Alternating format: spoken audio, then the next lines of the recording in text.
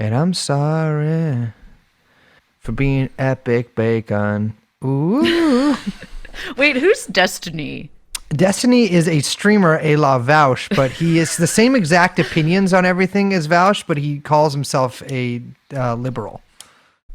He is famous. I've only heard him from one incident where he was like really mad during the BLM protests because he thought the protests were being derailed by like Black Bloc, and he was saying that he's like, at this point, the rioting needs to stop, the looting needs to stop. I hope some right wingers come and mow down these fuckers. Like, this needs to stop. This needs to end. Like, getting really angry about it. It's, you know, they're fucking debate. There's like a whole community of debate people. Debaters. They want to be a debater.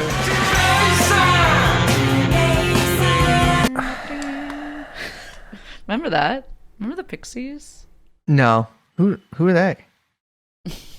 That just reminds me of like being in high school. When I was in high school, I listened to Minor Threat. My friend who dated your friend when we were in high school almost got a Pixies tattoo, and I'm really happy she didn't. I knew a girl in high school that got I think I dated a girl with a Pixies tattoo. Really? When I was in high school, I had a older girlfriend who. Oh wait, I did know this. Yes, who would pick me up in her new car every day after school and drive me. Her parents, or she said that her dad was like the Muffin King of Sacramento, but that's right. And she was like part of some like Native American tribe, which I thought was fake because it was like Pacheco, and I thought she was just heard the word pachinko and thought I maybe hadn't heard that and was using that, but it turns out it was real. And she got some like $20K a month from the government, and so little Bryce Belden was spending his weekends in the Four Seasons Suite. And I would invite my shithead friends over, and they just like it was nothing I've ever been in before. I loved it. Anyways, I think she had a Pixies tattoo. Jeffrey Epstein. Jeffrey Epstein. Jeffrey Epstein. Jeffrey Epstein.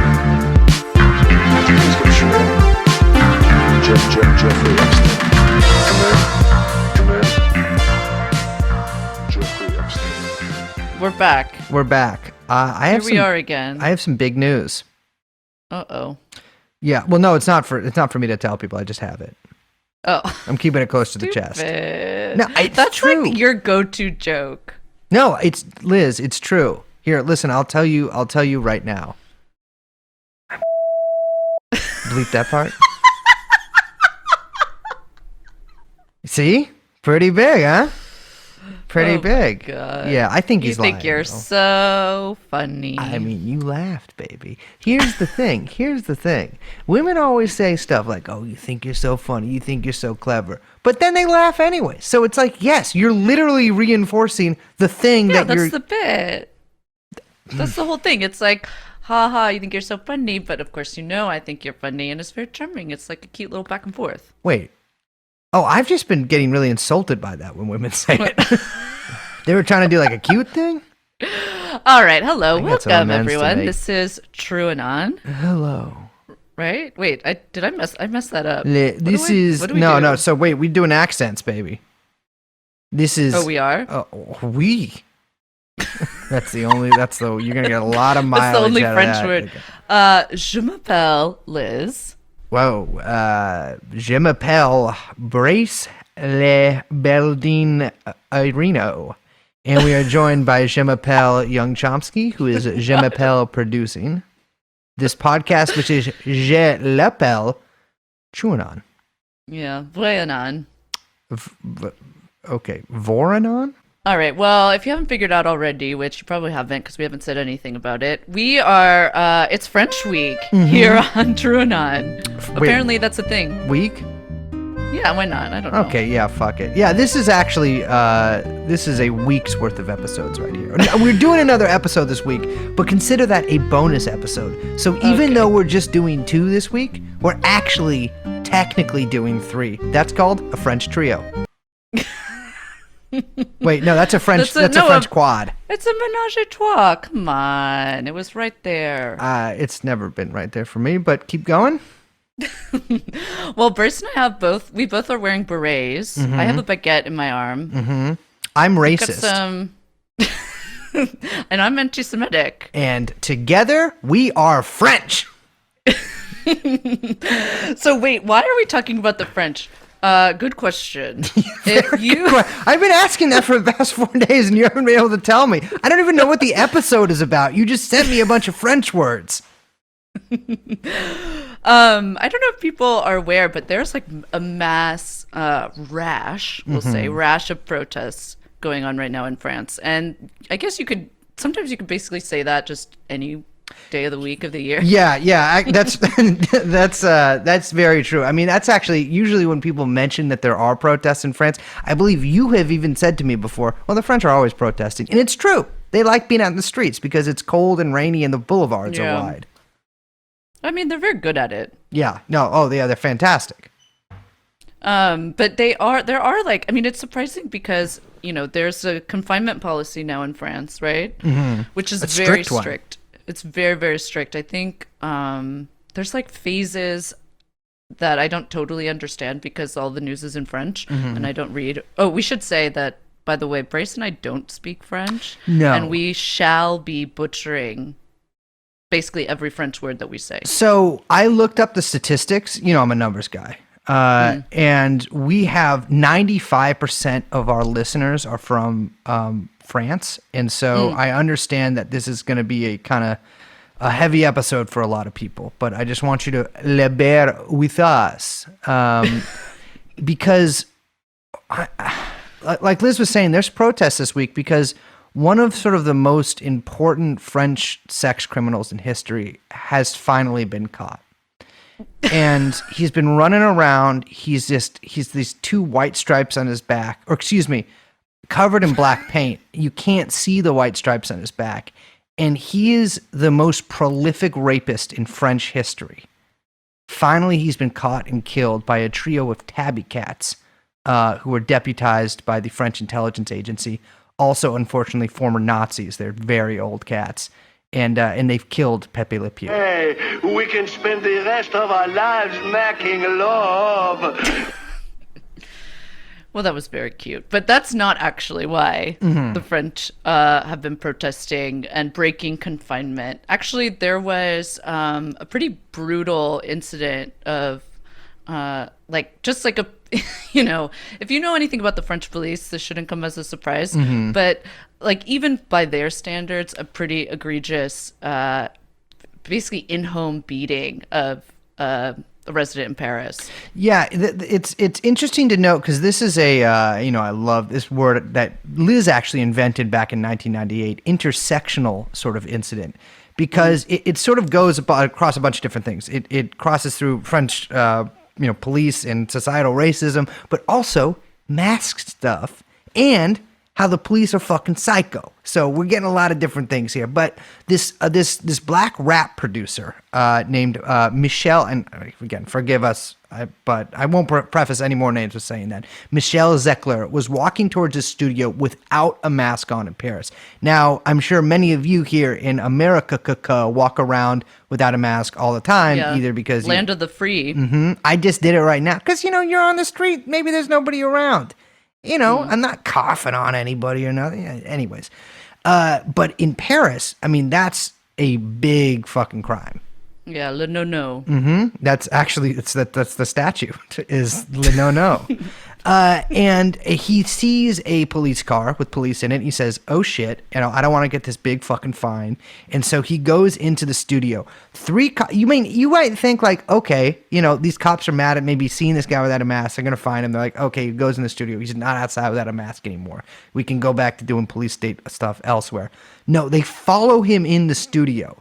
And they basically break down the door to get into the studio. It's pretty incredible footage. You can look up the video online because it turns out that there was a security camera in his studio that caught all of this, which is another reason why this incident has taken like wildfire through France. I mean, they beat the shit out of him. I mean, Liz, you've seen. Yeah, I know you don't generally like watching stuff like this, but you have. No, I mean, nobody have to likes turn it off. Actually, it is insane. It's like you think they're gonna stop doing it. and then they just keep beating the shit out of him. And Yeah. according to him, there's no audio, I don't believe, in the video, but they are, and I definitely believe this, just calling him the N-word and beating the shit out of him. Yeah, whatever the French is for that. Yeah. I think it's a universal word. Yeah. And so there was other people at the studio, I think like around 9 or 10 people. They come out of recording wherever they are, and they're like watching this producer get the shit beat at him by batons by 3 giant police officers. They actually get the cops outside. The cops bust tear gas through the windows, guns drawn, threatening to shoot, get these guys outside and arrest all 10 of them. Yeah. I mean, it's like pretty crazy. You could see a bunch of them wouldn't go on camera for interviews, which is very interesting, but also not, I mean, totally understandable at the same time. But the guy, Michel Zecler, like did go on camera and also like showed photos of him when he was at the hospital. Like his face is unrecognizable. Yeah. It's like literally like smashed to it. It's like on the side of his face is on the side of his face. Yeah. You know what I mean? I mean, it's massive. You know, it's like ballooned outwards. He's got that really, he's got the eyelids that like, when people get bashed in them, they just sort of grow. Yeah. Yeah. It's really awful. And like this, like I was saying, because the thing was like the whole beating, which lasted a really uncomfortably long time. Yeah. Like, because it was on video, it gets leaked and it's all over social media. Like everyone is sharing it. It's on all over the French news. Even like Mbappe, the French soccer player who's very famous, he like retweeted it, and it just like became this huge national story to the point that like Macron had to comment on it even. Yeah, well, I will say Macron did say one thing. He didn't want to call it police brutality because that's what in his terms a politicized pair of words. But yeah, he was forced to comment on it. And as we'll illustrate, it's very difficult to get Macron to comment on much. But this and a really, really also brutal attack on a migrant camp in Paris by the police has spurred a sort of series of protests and some pretty big ones. Yeah. And it's the thing that's wild too is that it's coinciding with this incredibly controversial bill, national security bill that's currently, well, not currently, which we'll get to, or it's currently in the French parliament being debated. It's called I'm not going to say it in French. So it's the law on global security, and it's basically covering pretty much just domestic policing. And the like one really controversial piece is called Article 24, and I mean it's pretty nuts. It basically bans like publishing any photo that shows a cop's face anywhere. Yeah, I mean the actual text of it reads, it bans disseminating by any means or medium whatsoever with the aim of harming their physical or mental integrity, the image or the face or any image of the face or any other identifying element of an officer of the national police or member of the national gendarmerie when acting during a police operation. So this means that, for instance, the video that showed the 3 cops brutally beating a guy before charging him, by the way, with assault on a police officer, would be illegal because it's essentially a law against doxing. Now, you might wonder, how would a cop who sees someone filming him know that that person has the intent to, quote, harm him with that footage? Well, it's up to the officer to decide. Yeah, I mean, and this also covers journalists. Like, we should, to be clear, like, it means anything on social media, it means anything in the papers, anything in the media, like, and the cops, it's pretty crazy. The French police, we'll get into this, but these guys are insane. Like, and the armor that they're wearing, particularly in Paris, which is, I mean, I don't think that it's controversial to call Paris basically a police state at this point with the presence there. But I mean, they look like Terminator. Yeah. Like, so many of them are always wearing fucking like crazy helmets that are tinted so you can't see their faces anyway. They're not supposed to do this, but they've like all ripped off the badges that have their name. Yeah. Like, there's no way of identifying any of them. They're just like faceless fucking mercenaries. Like, it's pretty frightening. There's a couple other parts of the law on global security, too, that have people pretty upset. One of those is Article 21, which complements the following article, that allows police to live stream body cameras to command posts or to anywhere else. And then Article 22, which allows drone surveillance. Now, in America, we might be like, damn, wish we had not allowed that for basically since its inception here. They just don't even propose them as laws. They just do them in America. Exactly. I mean, that's the thing is like a cop literally will just arrest you here for filming him. Like they don't need like a law on that. He can just do it and say you were resisting arrest. But yeah, the law itself was proposed by in October by MPs from En Marche and a couple of small right-wing parties, backed by the Interior Minister, this guy Darmanin. I don't know how to pronounce that, but Darmanin. He said, I had made a promise that it would no longer be possible to broadcast the image of the police and gendarmes on social media. That promise will be kept. Yeah, we should say the Interior Minister, like for our American listeners, is basically like it's like head cop of the state, responsible for like domestic affairs that basically have to do like national domestic security affairs. It's the kind of thing that if it's 1946 and you're in like Czechoslovakia and you want your guys to be in power, is you negotiate with a social democratic prime minister for the Communist Party minister to be the interior minister, and then in a couple of years, all good.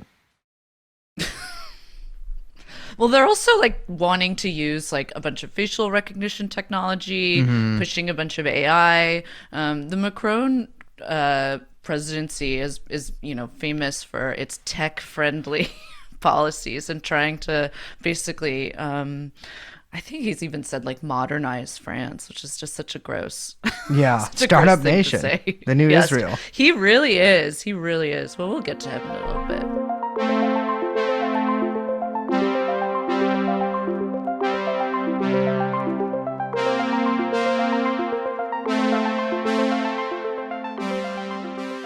So, I mean, I mentioned that the police in France are really crazy, and I just want to like really hammer this home because I mean, France has gotten like UN warnings for the way that the French police respond, particularly to protests. I mean, that's really what a lot of the domestic incidents are focused on.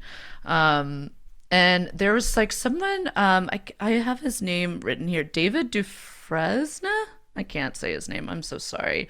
But he has been really, he's like a French journalist and documentary filmmaker. And he's been compiling like unofficial, because you can't trust the French government to report official numbers, but like unofficial like casualty numbers from police violence, over the past year.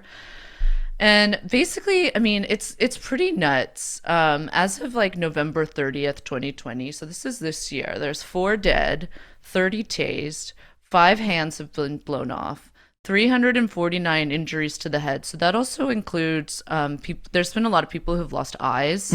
So that's like, that includes that. There's 29 back lots injuries. of teeth lost too. Yeah.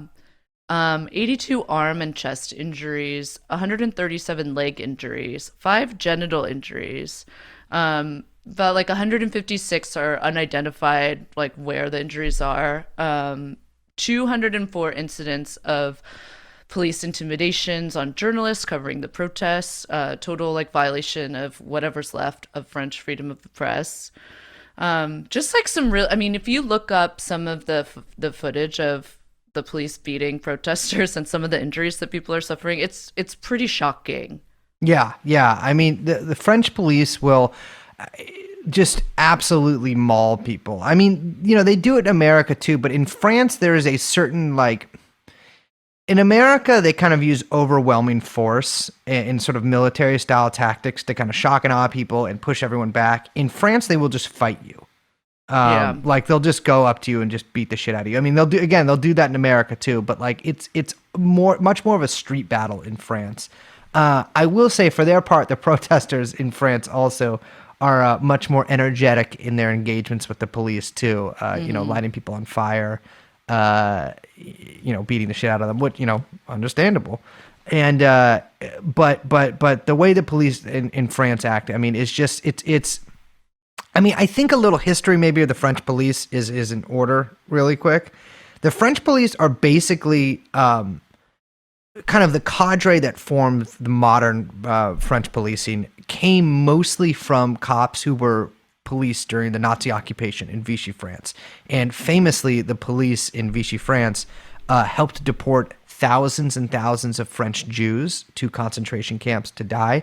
Also deported a lot of French Jews basically in return for making Paris an open city.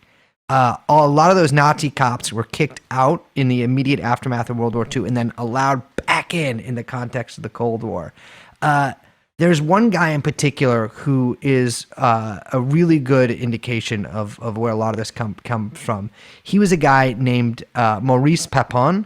And beforehand, he had served as a collaborationist officer and helped deportation of Jews alongside the SS in France. Later, as a police prefect, meaning like a official in Algeria. And you might remember we've talked about that on the show before.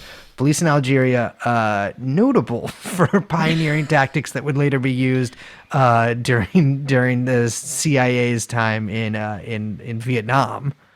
And basically oversaw a dirty war in Algeria, torturing people, electrocuting them, all that kind of stuff. I mean, the guy was a sick motherfucker. And so, of course, they put him in charge of the French police, or excuse me, the Paris police in the early 60s. Yeah.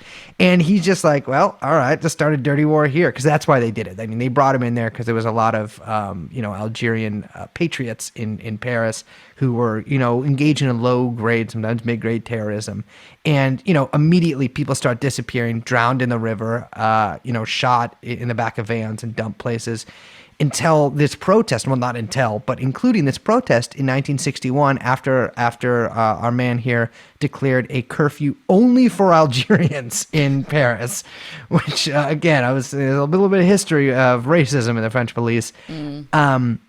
I think 30,000 Algerians hold a protest, and the French police descend on it like animals, abduct hundreds of people, and throw them out of airplanes. Shoot them in the back of the head at police headquarters and throw them in the river, and a lot of people just plain disappeared. I mean, it really reminds people of the dirty war in Argentina and all across South America. He was also involved in the massacre of almost a dozen French communists during a demonstration against the OAS, who you might remember from the Spider Network episodes. The next year, and I think shot about a dozen of them. And, of course, most famously involved in the disappearance of Mehdi Ben Barka, which, big part of the Spider Network story. That is where your French police comes from, essentially. The post-war Nazi International, because that is where the cadre of this stuff come from. Yeah, I mean, I think just notoriously sick motherfuckers. Oh, yeah. It's fun. We were talking about this before we were recording, and I do feel like, I mean, maybe we'll get into this in a second, but after the 95 strike, in which in less than a month, the French people brought down the government, all this kind of backed, like the police and the right wing, they kind of backed off a bit. Mm-hmm. And it's just been like, over the past, I don't know what, like decade and a half, just like slowly encroaching more and more and more. And so like all this stuff has been just building up, this complete and total return to this style policing. Return to tradition. Absolutely. Exactly. I do want to mention too, before we get into some other stuff, is that like the French police also have like insane weapons. Yeah, they are locked and fucking loaded. It is wild. Liz, it was very cute. Liz kept asking me like, "What's a shrapnel grenade?" And having to explain that to her was a delight. Dude, it's fucked up. I mean, because you look at this footage and you're like, wait a second, this kid was in, a protest. How does he have like fucking like slash wounds on his legs? Like, how are they losing eyes? And it's because the French police literally are throwing tear gas grenades that explode with rubber bullets that fucking go everywhere. Mm-hmm. These are like illegal, like everywhere else in Europe. They're like not allowed to be used. It's funny. The French actually, my theory on this is the French actually invented this kind of like riot control weapon And, part of Macron's whole thing is that the French never invent anything anymore. They're low on the list of, how Europe in total, not a lot of patents coming from that anymore. So he's like, well, there are a thing. It's a matter of patriotism and national pride. We got to just keep using. I mean, it's a pretty wild weapon. They have those in grenade launchers, and they throw them as well. They also use very judicious use of rubber bullets and tear gas as well. Yeah.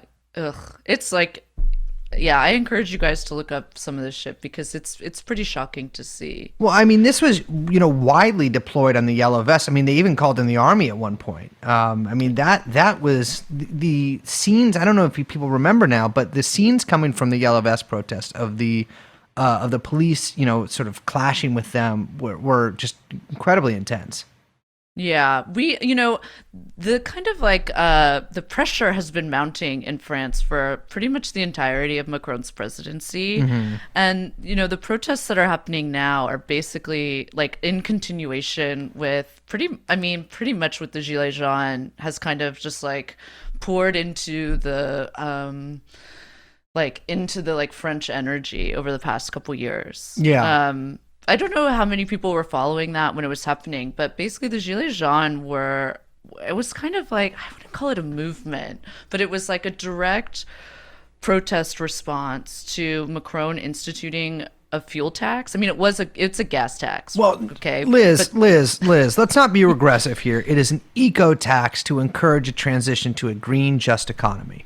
Oh my God, that's how Macron built it. But it's really just a gas tax, and it was compounding like already rising fuel prices. But so it's like September 2018, I think the French government announces like further fuel taxes. And all these like guys that live on the periphery of Paris, like in like rural areas of France, like depend on their cars, and a bunch of them are taxi drivers. And they're like fucking fed up, right? They've been squeezed for too long. So they basically like, I mean, they descend upon the city of Paris. And I have to say, like, I think they really did freak out the French government. Like, I don't think the Paris government was prepared for that. Well, I mean, the first weekend of protests, I saw estimates that there were about 280,000 people out in total. And what the Gilets jaunes did is they occupied roundabouts and toll booths, and then, later, met up actually at the beginning too, met up at the, middle of Paris and sort of had these massive riots. And a great philosopher once said, the countryside surrounds the city. And we really saw that playing out then. And it was really interesting rather to see the media reaction to the Gilets jaunes. Yeah, like even the left media was like didn't know what to do with it, because I think too the French government's response, they were like, Macron was really savvy in that, like how you just said, they were trying to pass it off as an eco tax. He basically, like, the French government and the French media was like, oh, these are all climate denier, like, they're just like country hooligans, like, total bumbleheads who don't know anything about the reality of climate change. And they're all Trump supporters too, which was like, okay. Yeah, it was really interesting to see. And I think part of it has to do with, it was a movement that didn't come from sort of established unions or left-wing parties or anything like that. And NGOs, yeah. But as a result, like, it could be pretty incoherent at times. I remember that was a big sort of complaint by Macron's regime, is that it didn't have any leaders, so there was no one to negotiate with. And, a lot of the organic leaders that came from it, that I saw, that presented rather in English language media, came from a rather, disparate beliefs, right? And there were left wings and right wings of it. But overall, I mean, it was a huge movement for a time. I mean, hundreds of thousands later dwindled to tens of thousands, but, they engaged in tactics that would be sort of off the table in the U.S., like taking over toll booths and stuff like that. Yeah, I mean, at one point, I think one of the first things they did was just like completely and totally deface the Champs-Élysées, which is like, I mean, in Paris, that's like, you want to like graffiti all over the Arc de Triomphe. Maybe that sounds maybe not like, that insane to some of our younger listeners. But like that's pretty crazy in Paris. Well, Like they just literally didn't give a fuck, you know? my boy Sean once urinated on the St. Louis Arch. Yeah, okay. I think you told that story like last year. Well, what so, I'm saying is it's, people are willing to go to desperate times, call for desperate measures, sweetheart. Hey, I encourage our listeners to go back to that episode to listen to that lovely anecdote. So yeah, I mean they were going hog wild, and it took Macron quite a while to respond to it, even despite like constant images in the media of French police just absolutely brutalizing these oftentimes confused protesters. The thing too that like wasn't, I mean, not surprisingly, but that like wasn't explained in the US media or in like any of the Western media was that the reason why Macron was passing these gas taxes was because he had just cut France's wealth taxes. Yes. And they needed to raise revenue. Yes. So like, to be clear, France was like before Macron was elected, France was, I think it was like the last government in Western Europe to have wealth taxes, like that hadn't yet been completely demolished by liberal/right-wing parties in the EU. But Macron came in and said, no, the French shall join Europe. Actually, he said, Liz, that's a misquote. He said, no. Sorry. I didn't mean to do that. That was but like reflex. quite literally, it's the first thing he did when he was elected. And so the gas tax was his way of replacing the revenue lost by the wealth tax. Well, I mean, he had a really interesting quote, which he said, for every 3 truck drivers we lose in Nice, we'll pick up 1 Gérard Depardieu in Paris. Yeah. Oh my God. So it was about 7 billion in euro, by the way. All these numbers we're throwing out are in euros. Get that through your head, Americans. 7 billion euro tax cuts. They cut the like French wealth tax by 70% and reduced capital gains taxes to a flat rate of 30%. This is like it's a pretty deep cut. And when Macron was running, the big like left-wing criticism of him was that he was the president. He was going to be the president of the rich, or he was the candidate of the bankers. And basically like he proved that to be true almost immediately. Yeah. Oh yeah. I mean, he it's funny is the defense of people in his party, which we'll get into in a second, was always, well, he did everything he set out to do in his program. People are like, yeah, his program was awful. I mean, Jesus Christ. But it wasn't just the wealth taxes, which then spurred the Gilets jaunes, because like Macron continued enacting all these policies, and it's just furthered the kind of the like massive civil unrest that his entire presidency has seen. So last year he announces like big cuts to France's pension program, which we should also mention is one of the last standing in Europe. Yeah, and I think a lot of people will be like, well, Brace, haven't you called for pension reform in France before on a bunch of different episodes? And yeah, I have. I don't like Macron, but I'm glad he's doing it. Yeah, and actually those, much to my surprise and disappointment at the fiscal irresponsibility of the French citizens, set off massive strikes. Yeah, they're like the biggest strike in modern French history. Well, I don't think, or longest strike, I think. It's funny too. I think people think of France as like this heavily unionized country, but France's unions are actually fairly different than they are in a lot of places. Only about 11% of French workers are actually in unions, but they do sort of kind of like sectoral bargaining there, and so that probably reduces union membership rates, but the contracts essentially cover everybody because people have these contracts with the whole industry. Unfortunately, that does reduce turnout on strikes because the main people that unions are able to mobilize are the members of those unions. Yeah, but like you mentioned, like these things affect everyone, and it was sort of wild to watch. These started in December of last year, and it really like spread pretty quickly. It like started with 30 unions basically joining to shut down the entire country. I think it was like December 5th. So it's like the light rails and the trains all throughout France.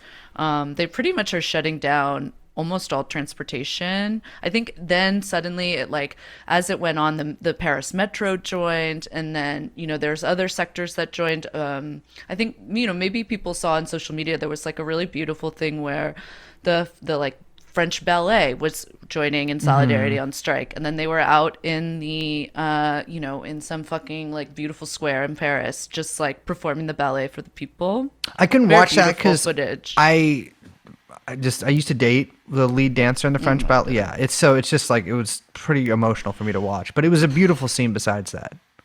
Yeah. Okay. Well, the official number, like, this is the other thing, is like the French government was like, it was only like, it wasn't that many people, but there were like at least 250,000 people in the streets of Paris like every day.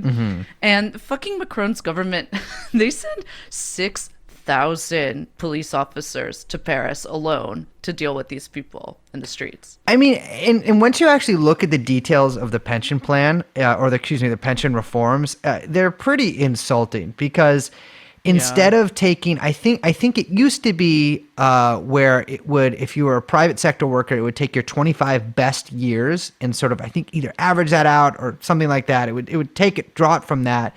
But I think now it just, and I could be wrong about this, as I didn't look into it too much, but it just draws from, like, I think the past 25 years in general, which, I think for a lot, it draws upon your entire career, I believe.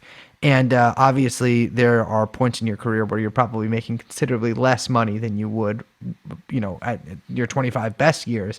And so, teachers especially saw that I think on average they would lose 500 to 700 euros per month of their pensions from that, which is astounding.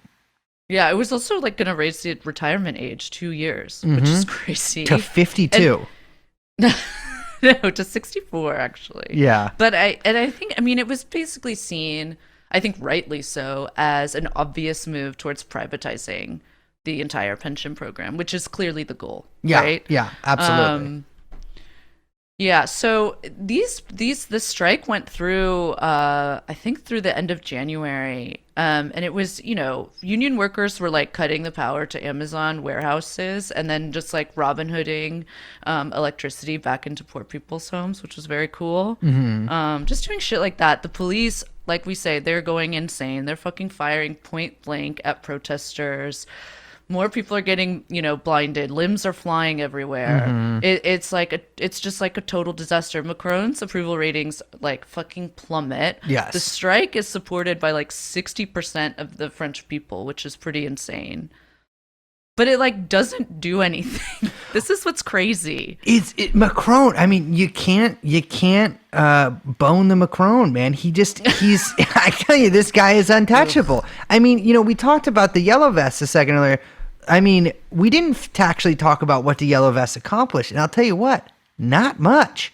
They got the gas tax repealed, and I think they got $100 per month, €100 per month added to the minimum wage. But beyond that, not a whole lot. Dude, and that's like after 2 years. Yeah. Like, okay, so just to like, I mentioned the 1995 strikes, right? That was less than a month. Gilets jaunes went on for 2 years. These strikes, the largest in French history, these are larger than in 68, right?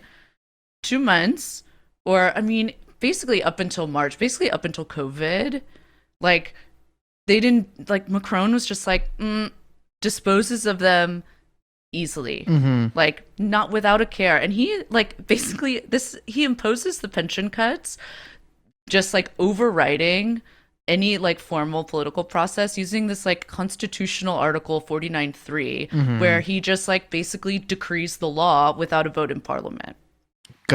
King, pimp. Well, that's what they call him, the Sun King, which we'll get into. But it's like a pretty unprecedented, not totally unprecedented, but it's, a pretty noticeable shift in, let's just say, the political norms of Yeah, the French I mean, government. in France, the president is more powerful than sort of the head of state of other European countries, and I think it's funny. The biggest thing that Macron has really produced in opposition to him is I'm sure many of you will remember all of the glowing editorials, in fact, the endorsement from Obama about how this sort of sensible centrist was going up against the Nazi Le Pen.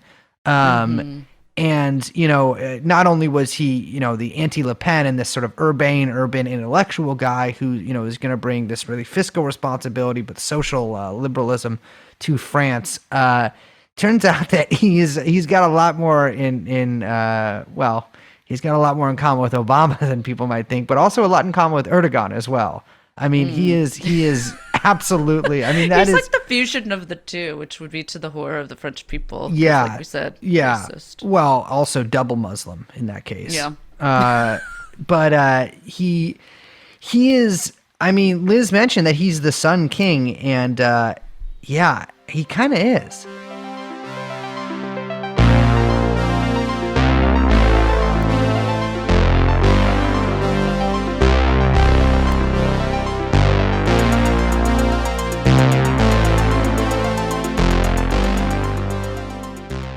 Unfortunately, Obama would be immediately arrested upon setting foot in France now, because in the wake of a spate of terrorist attacks, including, I think, a couple beheadings in about a month period, most famously a French school teacher named Samuel Paty, I don't know how to pronounce it, was beheaded by an 18-year-old Chechen refugee for I think either drawing or just showing a picture of a drawing of the Prophet Muhammad. There was a mass stabbing in Nice a couple of weeks later. One of the victims was beheaded. And then 2 weeks before Samuel Paty's murder, there was a mass stabbing outside of the Charlie Hebdo offices after they'd republished the original cover, which spurred the original attack on Charlie Hebdo. Of course, I think people may not be super. I mean, I think everyone knows about these two incidents, but like there are a lot of minor incidents that have happened in France since these. But of course, the 2015 Bataclan massacre and the suicide bombings throughout Paris that happened that night, and the 2016 Nice truck ramming combined, which killed hundreds of people. In France, I mean, we saw that with sort of the rise of Le Pen. There has always been. France has a strange relationship with its sort of status as a home of many immigrants. It is a place that you cannot get extradited from a lot of the time, but it's also a place where you might get, abducted and killed. And France, sort of in the wake of these recent sort of spate of attacks, there have been a large push from Macron's side, and they're putting forth an anti-separatism bill, which sort of, to clarify the name of that a little bit, they refer to a lot of what we would call jihadists as Islamic separatists, and it's sort of like what you saw, the sort of rhetoric around no-go zones in Britain, and this is sort of the refined version of that. They are now probing 76 mosques suspected of separatism. They are going to make imams sign I think it's like a charter of secularism, or like, a declaration of intent to adhere to French values. And they are putting, I think, a stop to, or at least surveillance on imams and preachers that are sent from abroad. Now, I will say, they should probably stop them from coming from Saudi Arabia. But this you got to keep in mind, this comes on the heels of a lot of French measures, for instance, like banning the burkini and stuff like that. And so this has caused a huge uproar in the Islamic world, and of course in France among civil rights groups, because if we learned anything from American surveillance of Muslims here, it will probably go a little further than just surveilling a couple of radical mosques. Yeah. Also, Macron just basically did a huge flip-flop on this, because when he ran, I mean, you mentioned the social liberalism, but there's so many quotes from him about being like, we believe in multiculturalism, we are Western, we'll get into this, but he was like Mr. EU universalism. Yeah. Yeah. And so now he's like, it's pretty remarkable to watch over his presidency, just assuming, he was always the center right En Marche was always the center right in, kind of European formulations. Americans would probably call them more like liberals or centrist liberals. But, really assuming a right-wing stance on almost all domestic matters. It's pretty incredible to watch. I think he's gained almost all the support of Sarkozy. Yeah. Well, that's the thing. You see this sort of time and time again in European history. I recently sort of skimming through that book again, The Beast Reawakens by, I think the guy is Martin Lee. And he describes several instances where, these sort of far right parties, gain some sort of presence in parliament, or at least presence on the streets, and the conservative parties or even the social democratic parties that are in power in various European countries sort of feel threatened by that, and so they steal the most attractive and easiest to steal parts of their platform. And I think that Macron knows he's got an election coming up in 2022, and Le Pen, of course, is the anti-immigrant candidate. Her what's her fucking party called now? They changed the name from Front National.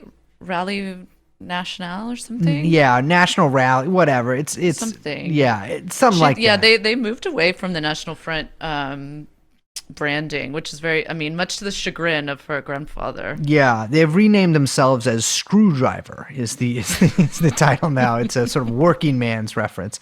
So but she is the Le Pen sort of faction of the right wing has moved away from the social issues that they were sort of focused on for a few years. The main advisor who was advising her to do that, I think he split and started his own party. She's back to being the anti-immigrant candidate. And so he sees that they're basically tied in the polls. And if he can sort of steal some support from her by putting through these harsh measures, or even just stealing the rhetoric, that's a smart move on his part. But I think he's sincere. I think he's sincere, but also I think that, we should get into this because I think that Macron, he's been accused of Americanizing the French presidency. And when the left kind of, slings that at him, what they mean is really expanding executive powers while consolidating and limiting the role of parliament. And I see a lot of even the secularist speeches that he's been giving. And he just gave a 2-hour fucking interview, which is pretty unprecedented. He gave interviews to American press, which is very weird. All his moves to keep a hold on this absolute power that it seems he's very invested in, right? People throw this, or he's even said it, right? This Jupiterian vision where he sees himself as this kind of, it's basically a weird monarchism. Yeah. Well, yeah. You could say also Bonapartism. Well, not in the Marxist sense, but in the but yeah, no. He really is I think part of Macron's weird appeal to some people is he was bringing the dignity back to the French presidency. French presidents are probably the least dignified presidents in the English-speaking world. Well, especially the recent spat of them. My God. And by the way, I know people will be like, you said English-speaking world. I'm saying English-speaking world because the French would get really mad about that because it's definitely not a French-speaking world. But yeah, they're always cheating on their wives with hot chicks. But not in a cool way, having bugga parties. And I think it was Holland or who had a 4% approval rating when he was leaving office. Yeah, which basically is in the margin of error of 0%. Yes, yeah. And Macron, who had served in his cabinet, I think he recognized that basically French presidents were a hated laughingstock. And so he was well, I can tackle 50% of that. I can become less of a laughingstock and just hated. Yeah, he so he has a weird background that, it's very, I just want to say when you're looking up where he came from and kind of this, his official biography, it's very well edited, we'll say. And everything about Macron is almost chillingly manicured. Yeah. To the point that it kind of, if you listen to this show, and I'll say as co-host of this show, it raises me eyebrow and makes me put on my little tinfoil hat, my little tinfoil chapeau. Makes me because put on it's my just- tinfoil burkini. It's just a little too pat. Mm-hmm. And so I've been like looking into some stuff that's maybe a little more unofficial, and this guy's got friends in high places, we'll say. Yeah. It's very weird. He actually failed the exam to go to L'École Normale twice, which is pretty sad. So he Sorry, where? L'École Normale, which is like the big kind of like fancy university in Paris. They just call it normal? No, there's like a bunch of different ones, but you have to take this like very extensive exam to get in. Yeah, to get to the normal school. Oh my God. So he enrolls in this college called Sciences Po, which is the political science college. He had like no interest in political science, by the way. No, my man he loved wanted to be a literature.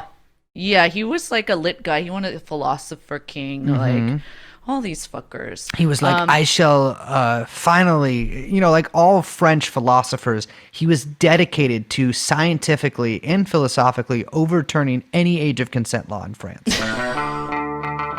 Oh yeah, we'll get into that.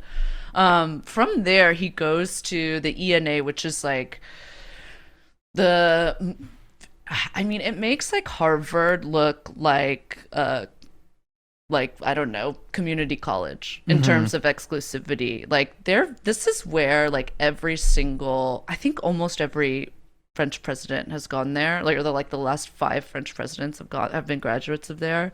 Like almost all, ton of high-level bureaucrats, diplomats, cabinet members, you name it. It's very exclusive bureaucrat school. And like funny enough, he like shut it down in 2019. Well, he said he was going to. Yeah, it's been like confirmed that they're going to, but we'll see. We'll see if it ends up happening. No more presidents for France is what that means. Yeah, because Macron will be the final president. He shut down the school to president pipeline. So what's weird is he starts working for Hollande, like you mentioned, in 2006. And then he tries to run for a seat in the National Assembly, but his application is denied. Like Macron he has like kind of weird fail son energy. He's like has like revenge of the fail son energy to him. Yeah, I mean, very dangerous. Never trust a short man. You know what I mean? Yeah. Oh, how tall is Macron? I don't know. Not tall enough. Wait, hold on. No, this is actually really important. Sorry for the tip tap and type in sounds. Macron height. I'm not. Oof. This is. Oh, he's 5'8". Oof. He is? How tall is Brigitte? Brigitte, there's not going to be. I guarantee I can't get numbers on her. She's taller. She's absolutely taller than Maybe her. she's actually, wait. I don't know. I don't know. She's just got a really big head. Yeah, she has big presence. And we'll get to her in a bit. Listeners will know that I have decreed that you actually aren't as tall as the top of your head. You're as tall as the bottom of your neck, so that people with big ass heads don't get a height advantage over guys who have big brains but maybe normal sized heads, who are maybe already just 5'10" and aren't quite 6'2" yet. But some big head guys think they're 6'2", even though they just got a fucking super face. I think that makes sense. Yeah. So like I said, his application to become a member of parliament denied. He's offered a chance to become a deputy to Fillon in 2010, but he declines, which probably was a good move. So instead, and this might remind our listeners of a man that this podcast is quite centered on, but instead he's put up for a job at Rothschild's, which is a... Hold on. Can we get a moo, young Chomsky? Sorry, we've reached a partnership deal with anti-Semitism cow, and so we're gonna move here. Yeah. So you guys might know that's a huge fucking bank, and we should say Macron has absolutely no experience in banking, like zero. Well, he's banking thoughts in philosophy school. Only one. But yeah, he has absolutely no experience in banking, which is weird because he's painted as this like, finance wizard. Yeah, I mean, that's his whole thing. He's like a business guy who's going to bring his like smarts to the Washington of France, Paris. Yeah, so he's basically placed into this bank by powerful people, and like I said, a lot of stuff around Macron's background is very shadowy, and equally shadowy are his friends in high places. It's really unclear and difficult to figure out like who these people are. Liz, just a real quick question on the notes here. Why do you have a bunch of parentheses? Oh, no, never mind. Let's just keep going. Terrible. That's not true. Don't say that. No, but he was basically placed at the bank in order to quote unquote drum up business. And from what I understand, the reason is that he already had very powerful contacts. And it's unclear exactly where that was coming from, or where he had made those contacts, but he did. So again, no experience banking, and yet he leaves 4 years later as the youngest partner ever at the bank after negotiating like a couple multi-billion-dollar deals. This reminds me quite a lot of our friend Jeffrey Epstein. Jeffrey Epstein. That's what I'm saying. It's weird, right? Well, the weird thing is, there's also a pedophile in this story, but we'll get to that shortly. Yeah, I mean, it's similar. It's so fucking similar. Like, and I mean, even like, it translates even to his like political career. Like he totally shortcuts the traditional political path where, I mean, maybe because he was denied it because he couldn't fucking become a member of parliament, but like he just like totally, like usually French politicians, you know, they run for office in their hometown. They like build up a constituency. They work within the party. Then they become like, you know, it's like pretty standard. I mean, that's how it works basically everywhere. Is, you know, you get a lower, you know, a sort of lower position in government. You get a higher position in government. Then you try to leapfrog to even higher one. Yeah, usually, except for our man Macron, who just like, you know, he becomes chief of staff for Hollande, convinces Hollande to like roll back his, you know, Hollande was going to pass all these taxes, like, you know, wealth taxes basically, convinces him to roll those back. That's when Depardieu was like, I'm going to leave the country if this happens. Yeah, I remember that. And, you know, basically convinces Hollande also to introduce all these corporate tax cuts. And a lot of powerful people noticed because very soon after that, he's ready to go, unveils a brand new party. Well, the thing about the party that's really, I read about this earlier, is that actually he formed the party while he was still working for Hollande. And baller move. And our friend Francis, I'm sure, from the back of a motor scooter on his way to get some poontang, was like, Macron, my friend, are you starting a new political party? Macron's like, no, I'm like thinking it's gonna be a think tank. Like, no, we dude, just, he like, said that. Yeah, he like absolutely said that in the press, and then like, and everyone's like, but I think he's like gonna run for president. And he's like, no, I would never do that. I just am working for the good of France in my think tank. I would never betray you. Yeah. I would never. It's like how I'm always saying to you, I'm not starting a new podcast. Grace. No, Liz, I'm not replacing you. I would never replace you with the girl from Call Her Daddy, who I'm also sleeping with. You just took my joke I know. from under me. Okay, well, the funny thing about my joke is, though, I am fucking replacing you with the girl from Call Her Daddy. Liz, you're fired.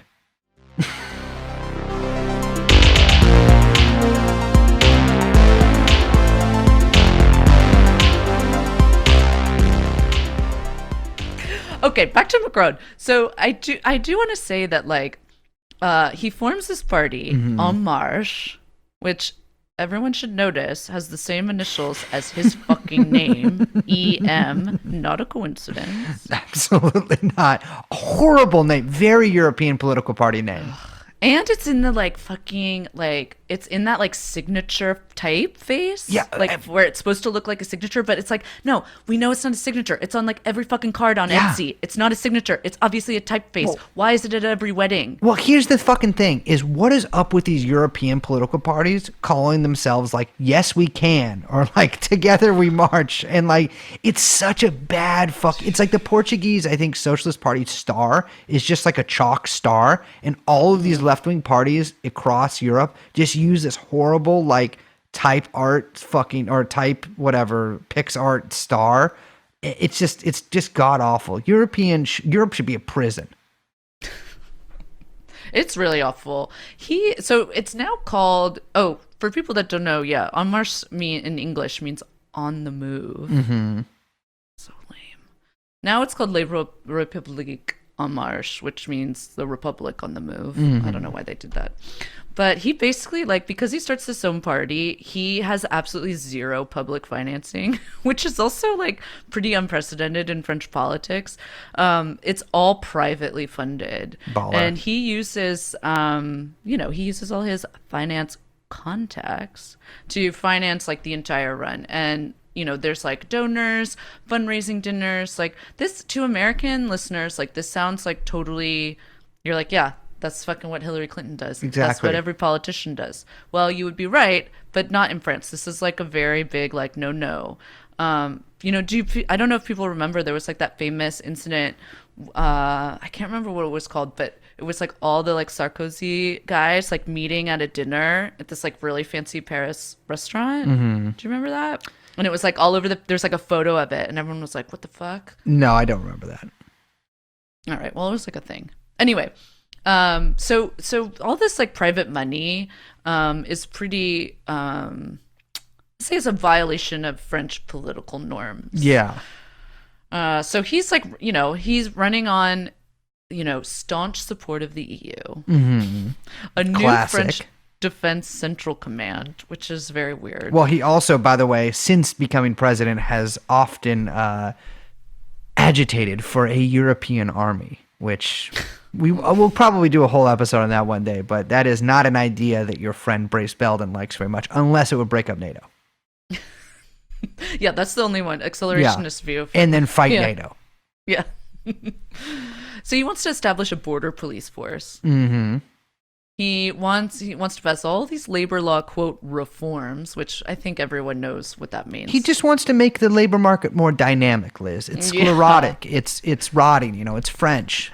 He just wants to make it so that people get more jobs. By the way, a lot of the jobs that he did introduce, because unemployment did fall, are what they call in Britain 0-hour contracts, where it's like you get hired for 1 day or a month. In fact, 90% of the jobs in most regions, I don't know most, but in several regions, were these sort of so-called like 0-hour contract jobs where it's temp work. I mean, that's all it is. Or it's temp work or you're driving for whatever their equivalent of Le DoorDash. Well, that might remind some people of what happened in America under Obama, right? Mm-hmm. Because it was something crazy, like, during the Great Recovery or whatever they fucking want to call it, something like 80% of all the new jobs created were like fucking like Uber, basically. I think that's still what's happening. Yeah, no. And it, if that reminds Macron is very much like Obama, so much so that actually you mentioned this, but he endorsed Macron, which was like really, really insane. Yeah. Like he literally like endorsed Macron in a video on YouTube. I'm not planning to get involved in many elections now that I don't have to run for office again. But the French election is very important to the future of France and the values that we care so much about. Because the success of France matters to the entire world. I have admired the campaign that Emmanuel Macron has run. Yeah, I watched it the other day. I apparently my high-level sources within the Obama caliphate have alerted me to the fact that he actually was loved Macron's idea of a giant border police force and was like, listen, we'll make the refugees, you guys deny the refugees. It's a great sort of, symbiotic relationship that we can use in place of France's place in NATO. So I mentioned that his background has all this secrecy. Like, we don't really know who put him up to be a banker. We don't really know who hooked him up with the billionaires that were financing his campaign. Like, all this shit that's very secretive. But it's like, even his presidency is very secretive. And again, similar to Obama in that they don't really allow the press much access. But like, one of the papers in France, I think it's Mediapart, has like done a bunch of investigations basically trying to figure out who Macron's advisors are and what they do, because it's really that opaque. Like, literally there's people in this like org chart that they've mapped out that don't have pictures because they can't find pictures of them. It's like as if these people don't exist, except they're real people. There's one that they've even named Mr. X because they can't figure out what his name is, but they know that he has a position and is responsible for like all this shit. Monsieur X. Yes, Monsieur X. But it's like, it's very weird. There's like one guy, like, that's 28 or 29 or something, and he like reports to all these high level military guys. It's very clear that what they do is like domestic intelligence or surveillance. But again, none of this is clear to anyone in France. Like, no one really even knows what this kind of like, but it's basically like a shadow cabinet does. Yeah, I mean, that's his whole thing. I mean, recently, well, not super recently, but within the past couple of years, one of his advisors was actually arrested in what became known as the Benalla affair. So in May Day 2018, there was, of course, in France in May Day, in fact, most every single country except for the United States of America on May Day, there are large, protests, rallies, occasionally riots. France gets real lit though. They do, yes. They love they get extra May Day. lit. Yeah. Well, anyways, there was a short clip of a bunch of riot cops beating the shit out of a protester on the ground and really fucking up a woman. And it's actually it's a brutal clip to watch, and you can see that the male protester that they beat up is like staggering away. I mean, he looks destroyed after they. I mean, they just descend on it. They don't even He's arrest just, like, him. getting beat up in the head. I mean, he's like, I don't know how. Well, that turned out. one of the, quote, cops beating him is actually not dressed exactly like the other police. I mean, he's wearing the riot helmet, he's got a nightstick, and he appears to have, like, I think an armband, but he's wearing, like, a hoodie, and he's not dressed precise. I mean, he's just kind of like an undercover cop, but you can see his face pretty clearly. He's got, like, a mustache, he's a sort of olive-skinned, and it comes out a few months later, I think in July, that Le Monde, one of the biggest newspapers in France, actually identifies a guy named Alexandre Benalla as the person in the riot helmet. Now, Alexandre Benalla is not a police officer, Liz. No, he's not. He's actually Macron's personal bodyguard. And not only personal bodyguard, but the so-called deputy chief of staff. Also, really unclear what he actually does. Apparently Macron's team actually found out about this because this video went viral and people this was everywhere, pretty much after it was shot. So Macron's team actually finds out about this the next day. And what they do is, instead of firing this guy because he beat the shit out of a civilian on camera while impersonating a police officer, they suspend him for 2 weeks and dock him 2 weeks vacation. So they actually keep paying him for those 2 weeks, but like he misses out on some vacation time. Well, you can't fuck your buddy. You know what I mean? Like you gotta. Well, Liz, I know. Yeah, exactly. I mean, these people, these left-wingers in France claim to be in favor of strong labor protections. And then, one guy does his job a little too well. Exactly. He's at May Day even.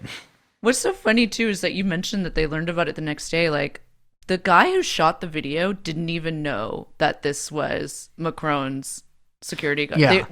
The thing is that, like, police violence videos in France, they're all over Twitter and like in social media because it's the only way to get out a lot of this, a lot of what happens, because the media won't report on it, the government won't acknowledge it, like quite literally won't acknowledge that it's happening.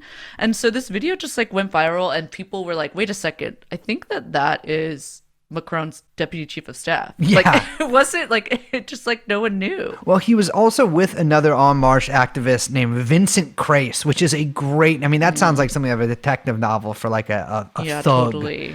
That's like a weird like James Bond French villain. Yeah. I'm sure it's pronounced like Vincent Cracy, or like it's actually Vincent Cracy. It's a little tribute to Liz there. It quickly catches fire in France, and people are like, what the fuck? Why is this guy out on the street with the cops beating up people who are, protesting in favor of their rights, but also against the government? Why is he out there with police impersonating a police officer? So Benalla actually reaches out to a high-level Paris cop and asks for tape of the beating, which he gets. In fact, the high-level Paris cop hands it over along with two other police officials who are also taken into custody afterwards. It becomes a huge scandal. And it turns out that Benalla he has a luxury car provided by the government, and he has police equipment on it, and like a radio, police radio, and a fucking siren, and he has a Glock, which are not exactly super common in France, and he has an apartment paid for by the government. And if you sort of read between the lines here, there was a lot of rumors in France at the time that Benalla was actually sort of heading up a secret, security that was just at Macron's behest, right? Like he was doing this sort of parallel intelligence operation, and he has a weird career too. I mean, this guy he offered his services. This is how it's described. He offered his services to the Socialist Party as a bodyguard, I think in the early 2000s. And then I think he gets shuffled around from different politician to different politician. At one point, he's involved in his first week of working for some minister in a hit and run, which he's the guy who hits and runs. And he's fired, and then he goes to Morocco rather mysteriously for a number of years to work in security there, which is, listen, if any Frenchman who works in security, or, let's do blanket Frenchman, tells you that he's been in North Africa doing security work, you should shoot him. And so this guy, I mean, Macron will not comment on any of this at all. Like, he very haughtily refuses to answer any questions about it. And the spokesman for the palace acts like the 15-day suspension was really harsh already. Finally, 6 days after the story breaks, he says, Alexander Benalla never held the nuclear codes. Alexander Benalla never lived in a 300 square meter apartment. Alexander Benalla was never my lover. Like, kind of just fucking around, being like, this guy, we didn't really do anything wrong. But anyways, he was the charge d'affaires of Macron after that, which it's really mysterious on what this guy actually does. But it brings to mind the relationship between former Prime Minister Antoine Pinay and his spy chief, Jean Violet, who created a little group that Liz and I are part of called Mssr. Yeah, there was a couple people in Macron's orbit. I don't even know what to fucking call it. Shadow cabinet? I mean, I don't know. They all work at the palace, I guess. A secular cabal. Yeah. that resigned. There was like this one guy who looks like such a fucking douchebag. Ismail Emeline? I don't know how to say his name. All of these guys look like they're about to give you like a training on sexual harassment at like an HR Zoom meeting. Dude, they look like bloodless. It's like if someone made an army out of Casper marketeers, like there's something really militant about them, but they're all in like Warby Parker glasses. You know what I mean? Yeah, it's like very weird. They make the Obama, like they're like the Obama boys, but like militant. They're like militant Obama boys. Yeah. That's real freaky. Anyway, he was implicated. I can't remember exactly why, but he was pretty like obviously implicated in the entire Benalla affair, and so he resigned during it. Although he maintains that he didn't resign because of it. He just like he had other reasons, and he was mental health break. Yeah, he's like, oh, I'm gonna go publish a book, and he like published some new book on like the new wave of progressive grassroots parties that are gonna, push back the populists or some bullshit. This guy fucking sucks.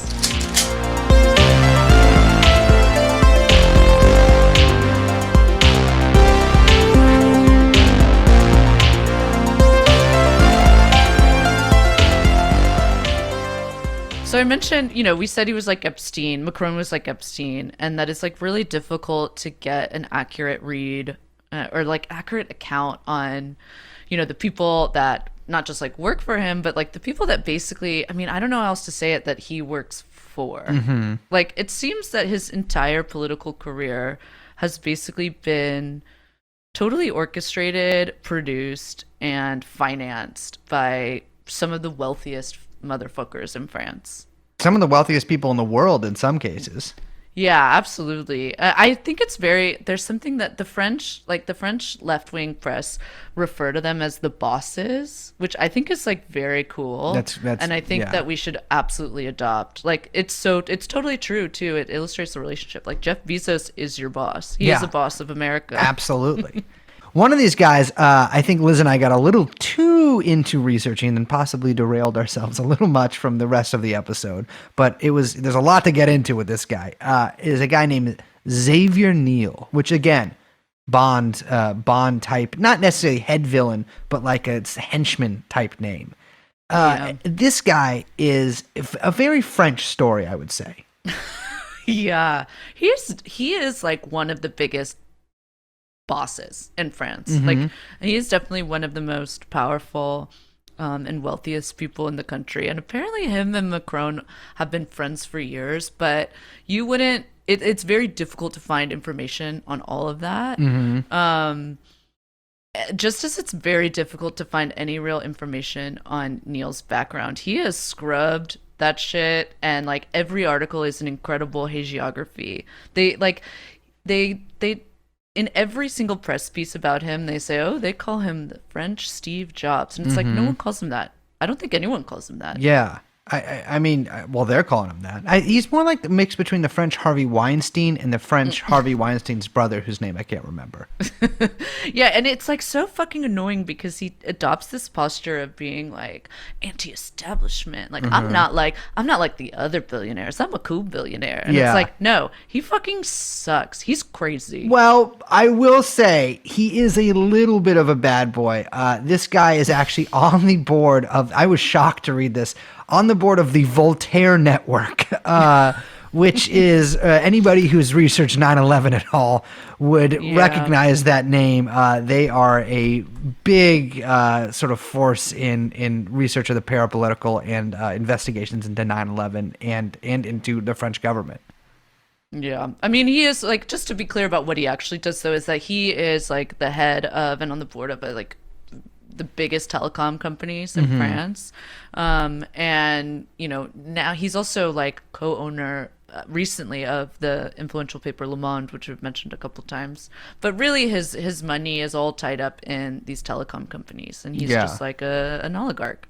So he actually got his start in the same way that I did, which was enticing lonely men into chat rooms for fun and money. That's not true. You're right. Well, it wasn't for fun. He enticed them into it for money. So France had this thing called the Minitel network, which was, as best as I can describe it, a closed internet, like a French-only internet, where it was in an effort to appease, it was developed by, I think, the French government, and in an effort to appease newspapers, only newspapers could create websites, and only like a certain amount of, I mean, they're not websites, it's not the internet, but it's sort of like a closed internet. But only media companies and newspapers could create pages that people could go to. So smart guys, like our friend Neil here, would just start a fake newspaper and then be able to make a website. And some of the most popular websites were sex websites. Yeah, these were called like Minitel Rose pages, which Or I found very Pink cute. The Minitel. pink pages. Yeah. Like the pink pages of actual newspapers. I think it's actually, Liz, I think it's actually sort of a reference to the color of vaginas. Oh my God, stop it.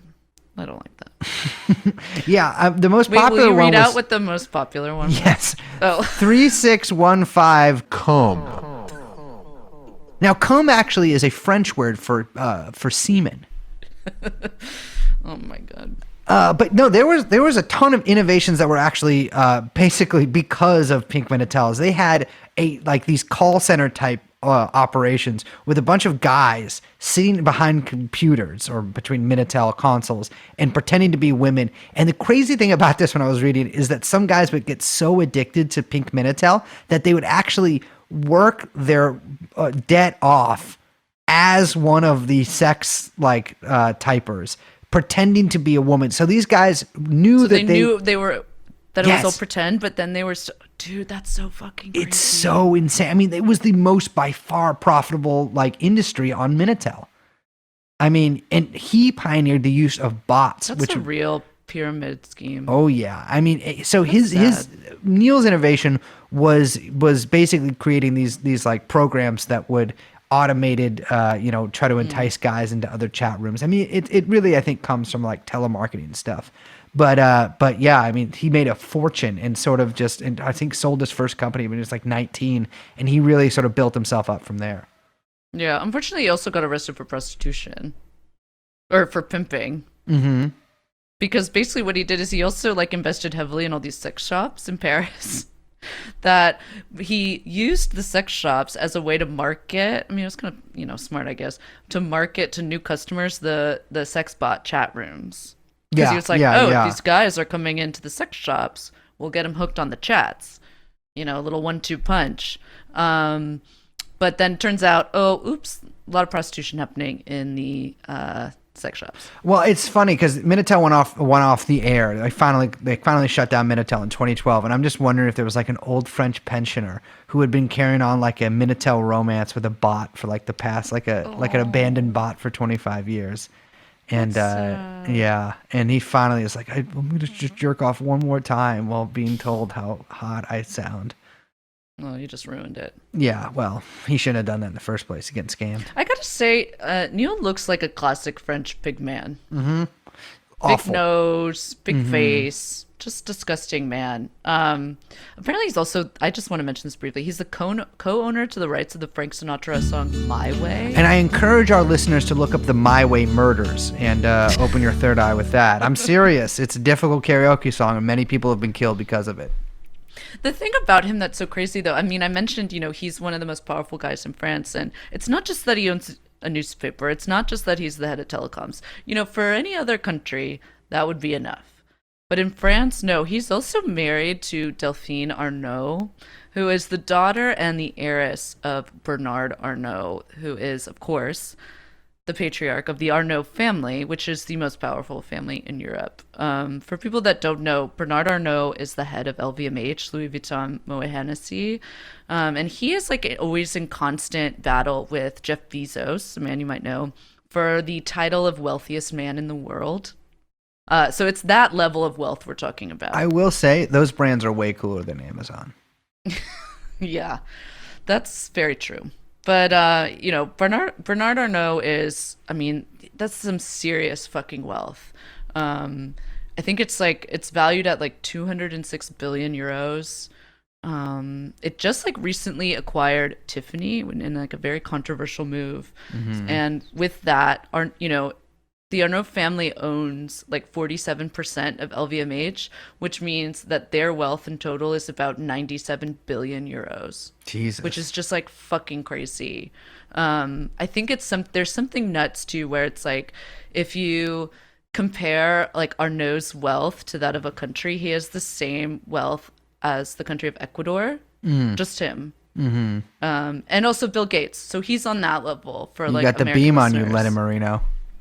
Yeah. So Neil is like married into this family, and these are just like two of the most powerful bosses in France. Arnault also is like the biggest, LVMH is like also the biggest advertiser in France. And so he has a lot of sway with the papers because he can just constantly threat to pull advertising if he doesn't like any stories. And so negative stories about the Arnault family or anything having to do with LVMH are very hard to come by in French media because of that.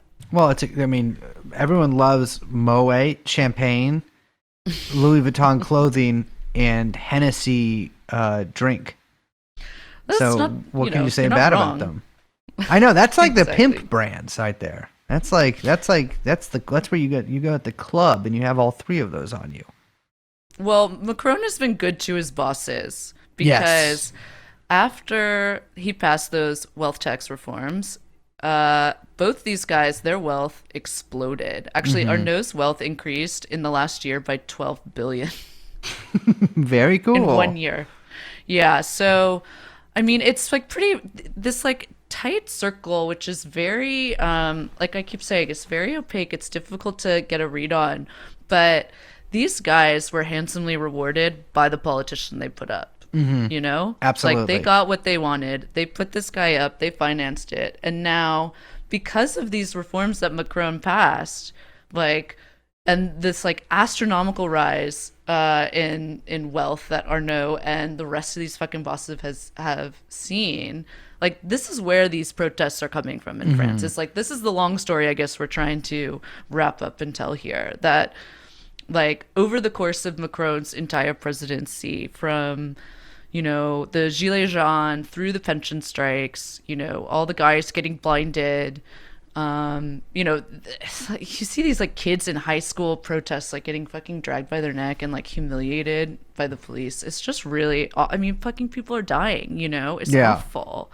But it's like all comes back to these guys and this money that propped up this fucking, I mean, he's basically like it's like what we were talking about it earlier, and it's like a shell company of a political movement. Yeah, I don't think we said this during the podcast, but yeah, like Republic on March is like, it's like a fake political party in a way. I mean, it has if you look at the numbers, you know, that they have in you know, both of the French houses, it is, I mean, they are in the vast majority. I mean, they have the most MPs elected, but it's like really, I mean, the party is ruled by this sort of small group of unofficial, you might say, advisors to Macron. And you know, it is. I mean, they've got this, the party is absolutely nothing without Macron.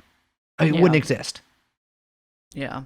Which is why, I mean, he's doing everything he can to hang on, maintain, and expand his power. Absolutely, and it's just for these assholes. It's all for them. And for his bosses. He's pretty unpopular right now. I think Le Pen is also pretty unpopular right now. And so we'll see what happens in 2022.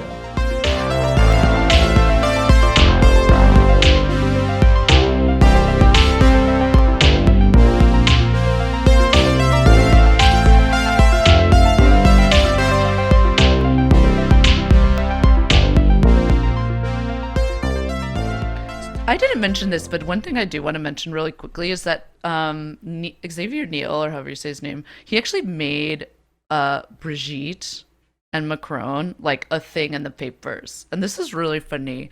So this woman named Mimi Marchand, fucking fantastic name.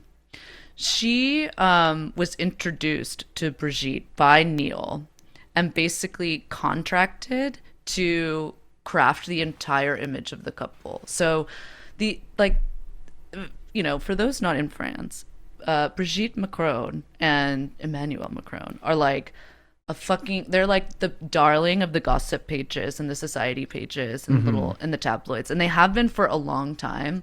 And this was all like an extensive propaganda effort by this woman, Mimi Marchand, hired by Xavier Niel. Well, I think a lot of people thought that Macron being married to a significantly, insanely, very much by many decades older woman would be a problem for him.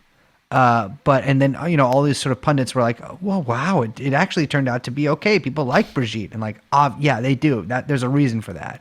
It's because there was a campaign to make them like Brigitte. Yeah. I mean, this fucking started in like, I mean, from all that, you know, people can figure out, like as far back as 2014, which is much earlier than, we'll say, Macron's political career started. This woman, by the way, is like responsible for the celebrification of French politics, and there's like she bought the like one of the biggest French paparazzi agencies and totally just like broke this like longstanding rule that politicians would be covered like as they are in, I mean, basically like the British tabloids covers the royal family. And so she starts publishing like all these photos of like, you know, Sarkozy out on dates and having affairs and like politicians sunbathing topless and all this shit. So she's like responsible for all of that. And so she gets hired and she just starts like spamming every society page with like pictures of Brigitte Macron. And so it's like very like, who's this woman? Where's she coming from? Who's this hot couple? Oh, he's in finance. Oh, he's a banker. Oh, look, she's all in Louis Vuitton. Now, how is she all in Louis Vuitton? Oh, get this. Brigitte was actually the French teacher for 2 of Bernard Arnault's sons. Yeah, I mean, she is not just the French teacher for Arnault's sons, but she was the drama teacher of one Emmanuel Macron.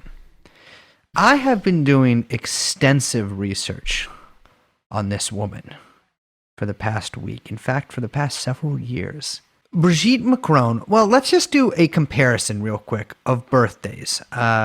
Emmanuel Macron was born in the year 1977. His wife, Brigitte Macron, was born during the Fourth Republic, by the way, in the year 1953. So There is a large age gap there because, well, let's just go back to the sands of time, back to high school. You know, everyone had such a great time in high school, and I think, you know, one of the big things about high school is you're like, man, I'm really hot for teacher, which is where that Van Halen song came from, hot for teacher. I'm hot for teacher. I really want to have sex with my elderly teacher. Well, Emmanuel Macron, unlike the rest of you losers, actually followed through with it.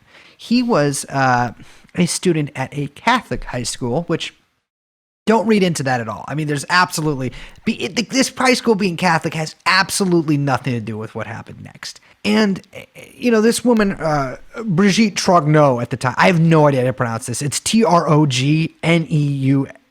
So I'm just going to say Trogneux. She's teaching at this high school, and her daughter comes home from school one day and says, man, I just met this really cool guy named Emmanuel Macron, and he's so smart, and he knows about everything. And Brigitte is like, I will tuck that away in the back portion of my mind reserved for pedophilia. And, you know, she goes on, and about a year later, she's teaching a drama class, and this brilliant young actor, Emmanuel, comes to her, and he's playing the lead in the play Jacques and His Master by Milan Kundera, which I'll pretend I've read, and I'll pretend is about a young schoolboy having sex with a very much extremely older woman. I have read some places that he met her at 15, but a recent book came out that has the age at 14, which, by the way, would make their relationship violate Articles 227 through 225 of the French Penal Code, which reads, the fact by an adult to exercise without violence, constraint, threat, or surprise a sexual attack on the person of a minor of 15 years is punishable with 5 years of imprisonment and a 75,000 euro fine. I've read other places it's a 100,000 euro fine. Anyways, she could possibly be prosecuted under this. I'm not sure what the statute, you know, the statute of limitations is there in France, but if she can be punished for this, please email me and let me know. Anyways, they start meeting after school every day to rewrite another play, to expand it further, to make it have more roles so other people in the drama class can join in. And of course, one thing leads to another. I'm sure they were both gripping the quill at the same time, and their heads touch and they start kissing. And they began having a love affair.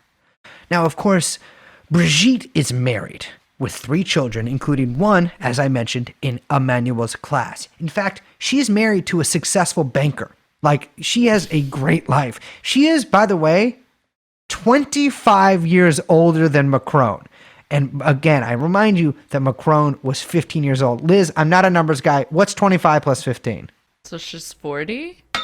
Correctamundo, baby. She is 40 fucking years old while she's having sex with a 15-year-old. Dude, that's crazy. That's crazy. I mean, you know, I'm way younger than that. And imagine like looking at a 15-year-old and being like into it. That's disgusting. Dude, no, imagine looking at someone 25 years younger than you and being into it. That is, not happening. But anyways, I mean, Brigitte Macron is a pedophile. In fact, she is the highest ranking known pedophile on the world stage right now. So their love affair starts, and Emmanuel immediately announces it to the world. He's like, I am fucking and sucking and loving this 40-year-old woman who is also my teacher. Her husband is like, are you having sex with a fucking 15-year-old who's in our daughter's class at the Catholic high school? And Brigitte's like, I am. And so the husband's like, what the fuck is wrong with you? And leaves town and never comes back, not even for his own mother's funeral.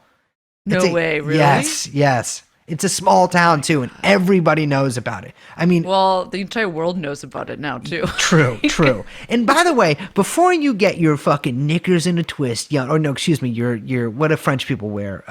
Your stripy shirt in a twist, and yell at me.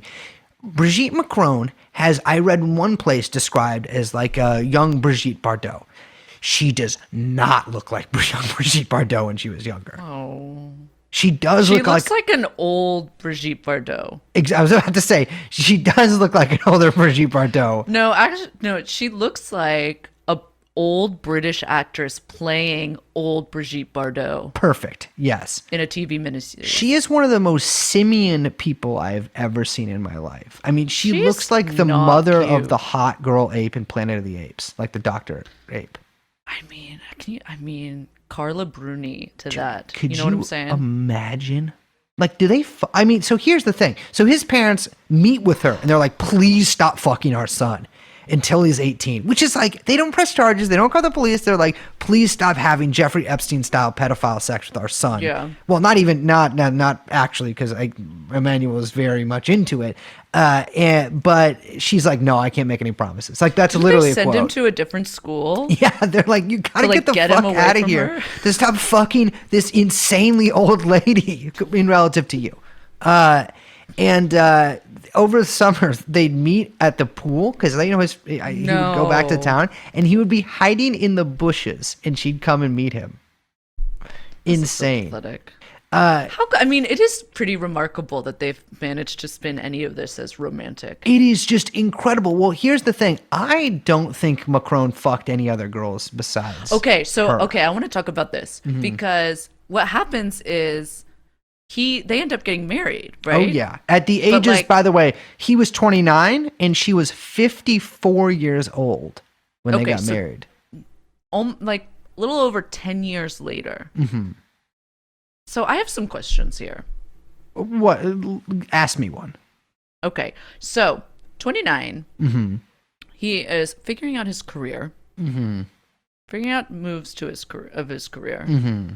Do you think that in those 10 years he's just like hopelessly obsessed with this woman, in love? Oh my god. Or do you believe this was a career move? Well, so there are a lot of rumors which have been said to hurt Brigitte greatly that Emmanuel Macron is le gay and having le gay sex with the head of Radio France. It's actually like a big Who's rumor. that? I looked him up. I thought it was a woman when I first read the article because it didn't mention he was a guy. And then I looked him up. I'm like, oh, it's a guy. And then I uncovered there's a lot of gay rumors. Oh yeah, about there's all Emmanuel. photos of him. It's all side by side photos of him and Macron. He's very handsome. Very yeah. chiseled. I personally don't think Macron is having sex very often. I mean, with his very gilf wife or with anybody else. But it is an interesting thing to consider. One thing that I found was really weird is she married Macron in 2009 at a church in a small town. It is the same church where she'd married her previous husband in 1974. Insane. And like, I want to be clear here. I think it's really wrong to do that at the same church. It's not, you know what I think is wrong? To have sex with a child. I agree with that too. But I'm just saying, when you're an adult woman and Yeah. dude, like that That's feels like fucked twisting up. the knife. There's something wrong. I mean, to both parties, to the ex-husband, but also denying Emmanuel, like, a wedding that's his own, that he owns. It's like, why are you doing this on the side of the first wedding? Well, That's just not right. I mean, I can imagine dating a woman 25 years older than you. She is probably making quite a lot of those decisions. And the other thing is, if you've ever seen pictures of Emmanuel Macron and his family, including his daughter, which is the same age as him, it literally looks like he's like just married to his daughter in this because they are the same age and kind of like the same amount of attractiveness. And, and instead he's actually just married to this insane looking pedophile, this ape-like ephebophile. And yeah, it's insane. But I will say, in regards to the age of consent, there is a famous quote from one Karl Marx who says, "The philosophers have only interpreted the world in various ways. The point is to change it." And I think that really like rings true with Macron, because Macron went to school for philosophy, and he understands that he comes from a long tradition of French philosophers who are really concerned with the question of the age of consent. And he says, well, all of these guys, so they've talked about it, maybe they've signed a few petitions. I will single-handedly marry a very older woman in violation of all of those societal norms, and I will make France le pédophile society. In fact, you should reverse those words because French people always do that, like society le pédophile. Ephebophilia en marche.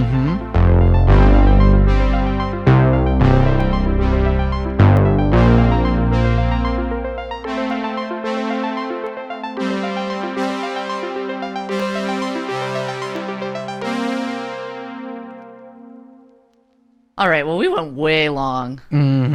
That's what I'm saying. You get 2 episodes. I know, but it's fun. Yeah. I don't know. Are people still listening, do you think? No, people are definitely not listening anymore. Are you kidding me? They tuned out like hour 1. We're in like hour 4 Oh, now. man. All right. Well, let's if you are still listening, I'm Liz. My name is the Rothschild that gave Emmanuel Macron a job at my bank, and we are joined by producer Young Chomsky. And we will see you next time. Bye-bye. Let's go shoot. Jeffrey Epstein. Let's go shoot. Jeffrey Epstein. Let's go shoot. Jeffrey Epstein. Let's go shoot. Jeffrey